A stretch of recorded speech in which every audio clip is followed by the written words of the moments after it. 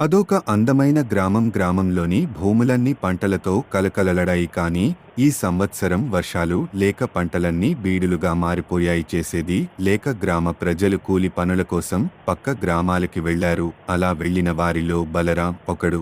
బలరాం ఒక్క కట్టెల వ్యాపారి దగ్గరికి వెళ్లి కుటుంబాన్ని పోషించటం కష్టంగా ఉంది అని ఏది అయినా పని ఇప్పించమని అడిగాడు.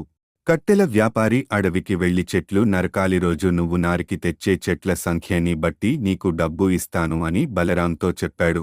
వెంటనే బలరాం గొడ్డలి తీసుకుని అడవికి వెళ్లి మొదటి రోజు 10 చెట్లను నరికాడు.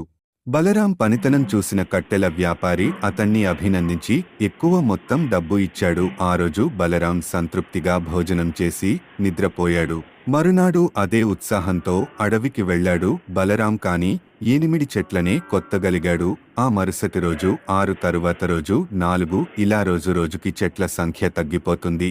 బలరాంకి తన సామర్థ్యం మీద అనుమానం కలిగింది. ఏమి అయింది? నాకు రోజురోజుకి నా బలం తగ్గుతోంది, ఇది ఏమైనా రోగమా అనుకుంటూ తన యజమాని దగ్గరికి వెళ్లాడు.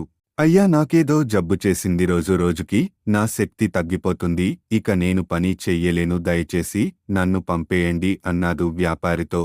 కాసేపు ఆలోచించిన వ్యాపారి, ఏది నీ గొడ్డలి తీసుకురా అన్నాడు. తీసుకొచ్చి ఇచ్చాడు బలరాం.